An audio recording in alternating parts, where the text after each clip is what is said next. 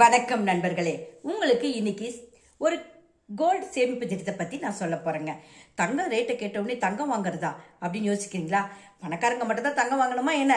நம்ம மாதிரி நடுத்தரமா இருக்கவங்க கூட தங்கத்தை வாங்கலாங்க. எப்படி அந்த தங்கத்தை வாங்கலாம், எப்படி சேமிக்கலாம்னு உங்களுக்கு ஒரு சின்ன சொல்றேன். எப்படின்னு கேட்குறீங்களா? நான் ஜிஆர்டி அல்லது ஏவிஆர் இந்த மாதிரி 2 ஷாப்பில் நான் நகைச்சீட்டு போட்டு கொஞ்சம் கொஞ்சமாக நகை சேர்த்து வச்சுருக்கேங்க. அதே மாதிரி உங்களாலையும் தங்கத்தை வாங்க முடியும், சேமிக்கவும் முடியும். நம்ம ஃப்யூச்சருக்கு எது கை கொடுக்குதோ இல்லையோ, கடைசி காலத்துலேயோ கஷ்டத்துலேயும் ஒரு உடம்பு முடியலனாலும் இந்த தங்கம் மட்டும்தாங்க நமக்கு ஹெல்ப் பண்ணும். எப்படி இந்த தங்கச்சீட்டை போடலான்னு போயிடுங்க. மாதம் 1000 ரூபாய் மினிமம், மேக்ஸிமம் எவ்வளோ வேணாலும் பே பண்ணலாங்க. அந்த மாதிரி 1 மந்த்லேருந்து 11 மந்த் வரையும் நம்ம பே பண்ணிகிட்டே வரணும். பே பண்ணிட்டே வந்தோம்னா நம்ம என்னைக்கு எந்த மந்த்லி எந்த டேட்டில் நம்ம பே பண்ணுறோமோ அன்னைக்கு தங்கத்துடைய வேல்யூ எவ்வளவோ அதை நம்ம புக்கில் நம்ம அமௌண்ட்டுக்கு எவ்வளோ கோல்டு வருதோ அதை வர வச்சு கொடுத்துருவாங்க. அதே மாதிரி ஒரு மாதமும் நம்ம கட்டுற ஒரு மாதக்கும் தங்கத்துடைய வேல்யூ ஏறிட்டே இருக்கும், இறங்கிட்டே இருக்கும். நம்ம எப்போ கட்டுறோமோ அப்போ வேல்யூ எவ்வளவோ அதை வர வச்சு கொடுத்துட்டே வந்தாங்கன்னா 11 மாதம் முடிஞ்சோடனே நமக்கு எவ்வளோ மாதம் கோல்டு வந்திருக்கு, நம்ம சேர்த்து வச்சுருக்க கோல்டு ஒரு 10 கிராம்ஸ் வந்திருக்கு, நம்ம கட்டியிருக்க வேல்யூ ஒரு 11,000.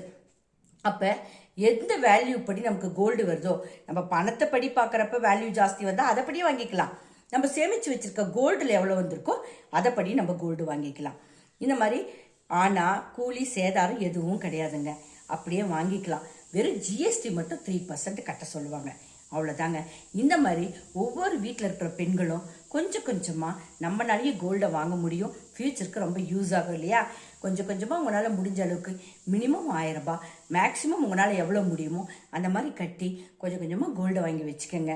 நமக்கு கஷ்ட காலத்துக்கு உதவுறது நண்பர்களும் சொந்தக்காரங்களும் கிடையாது, நம்மக்கிட்ட இருக்கிற நகை மட்டும்தாங்க நமக்கு யூஸ் ஆகும் இல்லையா?